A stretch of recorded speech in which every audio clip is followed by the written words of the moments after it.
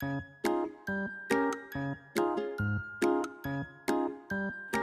बच्चों, सुप्रभात। एक बार पुनः आपका हिंदी कक्षा में बहुत बहुत स्वागत है, अभिनंदन है। बच्चों, पिछली कक्षा में हमने आपकी पाठ्य पुस्तक भाषा मंजरी का पाठ 7 शीर्षक दोहे के भाव को समझा था। तो आज की कक्षा में हम इस पाठ के अंतर्गत दिए गए अभ्यास प्रश्नों को हल करेंगे। तो बच्चों, इसमें पहला जो प्रश्न है उसमें दोहे का भाव स्पष्ट करना है। माला फेरत जुग भया, मिटा न मन का फेर, कर का मन का छाड़ी के, मन का फेर।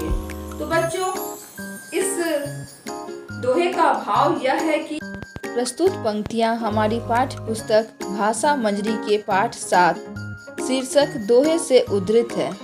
इस दोहे के रचनाकार भक्तिकालीन श्रेष्ठ कवि कबीरदास हैं। भाव: इस दोहे से कबीरदास जी का तात्पर्य यह है कि ईश्वर की प्राप्ति के लिए उनके नाम की माला फेरते फेरते युग बीत जाते हैं, किंतु मन में व्याप्त इच्छा, लालसा, अभिलाषा, माया, मोह आदि समाप्त नहीं होते। तो इस प्रकार व्यर्थ में समय नष्ट करने से क्या लाभ होगा? इससे तो अच्छा यह है कि अपने मन में व्याप्त विकारों को दूर करने का प्रयास करें। प्रश्न 2, कवि वृंद के अनुसार भले बुरे की पहचान कब होती है? उत्तर: कवि वृंद के अनुसार भले बुरे की पहचान समय आने पर उनके कार्यों से होती है। प्रश्न 3, रहीम ने अपने दोहे में ऐसा क्यों कहा है कि किसी से कुछ नहीं मांगना चाहिए? उत्तर: रहीम जी के अनुसार किसी से मांगने या किसी के सामने हाथ फैलाने से व्यक्ति की इज्जत, आदर और स्नेह तीनों समाप्त हो जाते हैं, इसलिए हमें किसी से कुछ नहीं मांगना चाहिए। अब प्रश्न 4, कबीर ने ऐसा क्यों कहा है कि किसी भी चीज को तुच्छ नहीं समझना चाहिए? उत्तर: कबीरदास के अनुसार किसी भी चीज को तुच्छ नहीं समझना चाहिए, क्योंकि प्रत्येक वस्तु का समय एवं स्थिति के अनुसार अपना महत्व होता है।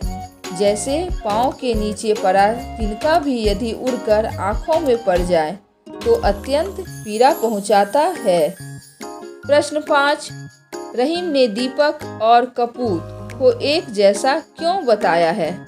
उत्तर: रहीम दास ने दीपक और कपूत को एक जैसा बताया है, क्योंकि दोनों ही आरंभ में तो उजाला करते हैं, किंतु बढ़ने के साथ अंधेरा करने लगते हैं।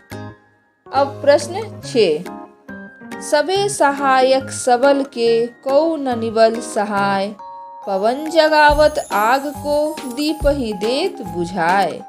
इस दोहे का भाव स्पष्ट कीजिए। तो बच्चों, इस दोहे का भाव हम इस प्रकार से लिखेंगे। प्रस्तुत दोहे हमारी पाठ्य पुस्तक भाषा मंजरी के पाठ 7 शीर्षक दोहे से उद्धृत है। यह दोहा भक्तिकालीन श्रेष्ठ कवि वृंद ने लिखी है। इसका भाव यह है कि शक्तिशाली व्यक्ति या सामर्थ्यवान की सभी सहायता करना चाहते हैं, जबकि शक्तिहीन की सहायता कोई नहीं करना चाहता है। ठीक उसी प्रकार जैसे हवा भी शक्तिशाली आग को तो तीव्र करता है, किंतु अपेक्षाकृत शक्तिहीन दीपक को अपने झोंके से बुझा देता है। तो बच्चों, ये थे आपके पाठ 7 के प्रश्न उत्तर। आप इस प्रश्न उत्तर को अपनी अभ्यास पुस्तिका में लिखेंगे और इसे याद करेंगे। धन्यवाद।